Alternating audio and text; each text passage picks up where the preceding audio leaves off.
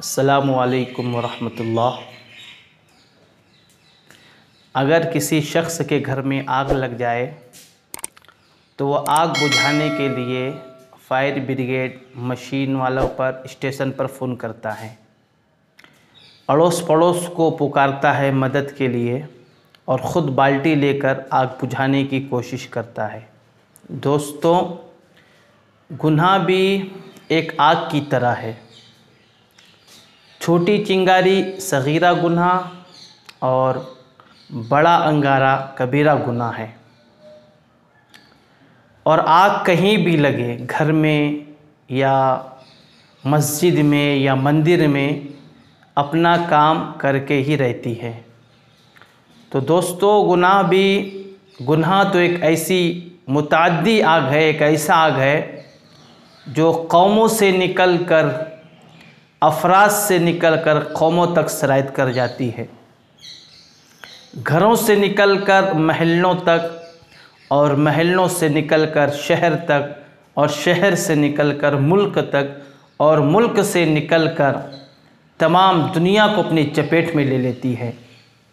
मगर इस आग को बुझाने के लिए हमें किसी अड़ोस पड़ोस को पुकारने की ज़रूरत नहीं, फायर ब्रिगेड मशीन वालों को फ़ोन करने की ज़रूरत नहीं, बल्कि हमें बारगाह इलाही में रब्बुल आलमीन के सामने नदामत के साथ 2 कतरे आंसू बहा देना, ये हमारे गुनाहों को बिल्कुल ख़त्म कर देता है। अश्क नदामत के 2 कतरे हमारे तमाम गुनाहों को ज़ाइल और ख़त्म कर देता है। अल्लामा इक़बाल ने बड़ा अच्छा कहा है, क़त्रे दरिया है, आशनाई है, गम ने कैसी हंसी उड़ाई है, हंसते हंसते निकल पड़े आंसू, न जाने किसकी याद आई है। और अल्लाह कुरान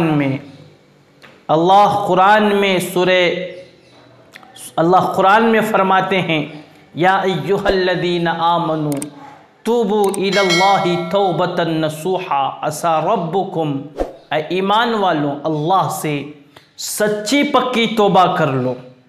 ईमान वालों, अल्लाह से सच्चे दिल से तौबा कर लो। असा रब्बुकुम, उम्मीद है कि अल्लाह परवरदिगार तुम्हारे गुनाहों को माफ़ कर देगा और अल्लाह तुमको ऐसी जन्नत में दाखिल करेगा जिसके नीचे नहरें बह रही होंगी, नहरें जारी होंगी, नहरें चल रही होंगी। बड़ी आलीशान मकाम में अल्लाह हम मुसलमानों को और ईमान वालों को और गुनाहों से पाक होने वाले शख्स को अल्लाह बेहतरीन महल के अंदर दाखिल फरमाएंगे। और नबी अलैहिस्सलाम ने भी फरमाया है, इय्याका वल मासिया, मेरे बंदों, मेरे उम्मतियों, मेरे ग़ुलामों, गुनाहों से बचो। इय्याका वल मासिया फ़इन्न बिल मासियति हल्ल सख़तुल्लाह, इसलिए कि इंसान जब गुनाहों से नहीं बचता है और गुनाह पर गुनाह करते चला जाता है तो अल्लाह उस पर नाराज़ हो जाते हैं और अपनी गज़ब और कहर उस पर नाजिल फरमाते हैं। जब अल्लाह का कहर और अल्लाह का गज़ब बंदों पर नाजिल होता है तो फिर वो अल्लाह का बंदा, वो नबी का ग़ुलाम, फिर वो सुकून से नहीं बल्कि बेचैन और बेकरार हो जाता है।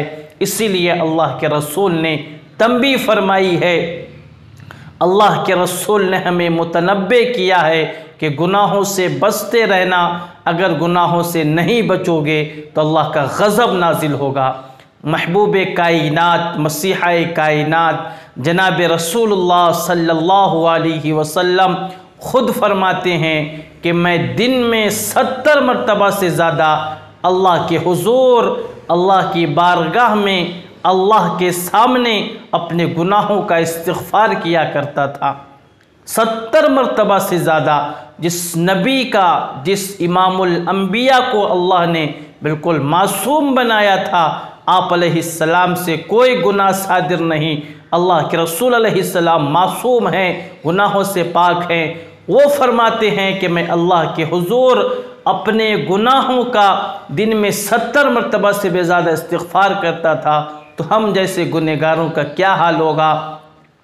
तो मेरे नौजवानों, मेरे बुज़ुर्गों, मेरे घर की मस्तूरात, मेरे माँ बहनों, हम आपसे दरख्वास्त करते हैं कि गुनाहों से बचने की कोशिश करो, गुनाहों से दूर रहो, गुनाहों के करीब भी मत जाओ, गुनाहों से बिल्कुल दूर रहो और अल्लाह के अहकाम पर ज़िंदगी गुजारो, नबी अलैहिस्सलाम के तरीक़े पर ज़िंदगी गुजारो, सहाबा के नक्शे कदम पर चलो, अल्लाह वालों के नक्शे कदम पर चलो। ये हमारी जो ज़िंदगी है ये मुख्तसर है, एक दिन ख़त्म हो जाएगा, एक दिन फ़ना हो जाएगा और हमें इस मुख्तसर से ज़िंदगी को अलविदा कहकर हम आखिरत की ज़िंदगी जो हमेशा हमेश की है, हम उधर मुंतकिल कर दिए जाएंगे।